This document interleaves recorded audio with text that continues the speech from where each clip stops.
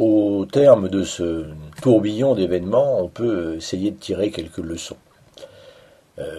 La première est bien sûr qu'à tel ou tel moment, les événements auraient pu tourner différemment et Napoléon aurait pu, après tout, gagner cette bataille. Mais cela ne changeait rien à un certain nombre de réalités. La première est que, à l'évidence, l'outil militaire français n'avait plus la qualité qu'il avait une dizaine d'années auparavant. L'accumulation de fautes de commandement en particulier, pendant ces 4 jours de campagne, le montre suffisamment.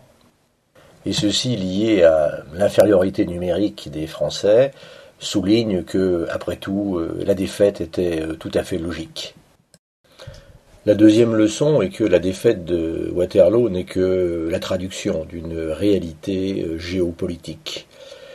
L'entreprise napoléonienne était impossible à maintenir, puisque toute l'histoire de l'Europe prouve qu'aucune nation n'a jamais pu, de façon durable, établir son hégémonie sur le continent. Pendant la Révolution, la France s'appelait elle-même la Grande Nation. Mais en fait, il y a en Europe trop de grandes nations pour que l'une d'entre elles puisse dominer toutes les autres. Au XXe siècle, en ignorant cette réalité de l'impossibilité d'une hégémonie, l'Allemagne a plongé l'Europe dans la catastrophe et elle l'a elle-même payé très cher. Il serait bon que cette leçon aussi ne soit pas oubliée 2 siècles après Waterloo.